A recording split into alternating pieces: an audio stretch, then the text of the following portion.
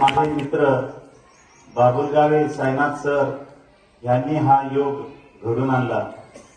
मित्रहो, जग चंद्रावर तर गेलेलंच आहे, सूर्याच्या सुद्धा जवळ जाण्याचा या माणसांचा, आपल्या पृथ्वी तलावरील माणसांचा एक मानस झालेला आहे।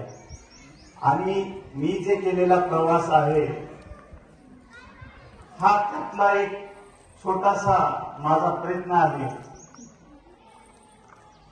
आणि ह्या शाळेमध्ये ह्या तुम्हा लेकरापुढं माझा अनुभव सांगण्यासाठी मला आज इथं आपल्या शाळेने आवर्जून बोलून मला इथं माझे मनोगत व्यक्त करण्यासाठी आणि माझा सत्कार करण्यासाठी इथे हे केले, त्याचे प्रथमदा मी या धरतीला वंदन करतो।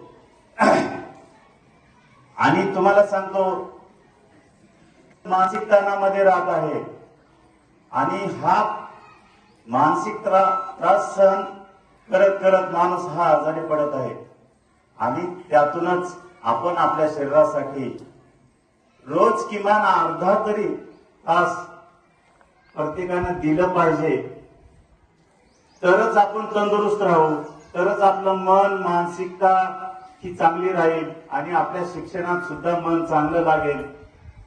पळणं, धावणं, सायकलिंग करणं हे तर करायचंच आहे, त्यासोबत योगा करायचा आहे, तरच माणूस हा आपण विद्यार्थी जीवनामध्ये ह्या गोष्टी जर करत गेलो तर आपल्याला निश्चितच ह्या आपण जे शिक्षण घेत आहात त्याच्यात चांगलाच परिणाम दिसून येईल। एक सायकल प्रवास मी परवाच अहमदपूर ते अयोध्या आम्ही सर्व मित्र मिळून जवळपास 11 जणांनी एक निश्चय केला, नुसतं अयोध्या जाणं नाही, त्या मागचा एक उद्देश होता की आपण काहीतरी संदेश दिला पाहिजे समाजाला। नुसतं अयोध्या करणं किंवा आम्हाला एक धार्मिक असा काही कार्यक्रम करणं हा उद्देश नव्हताच।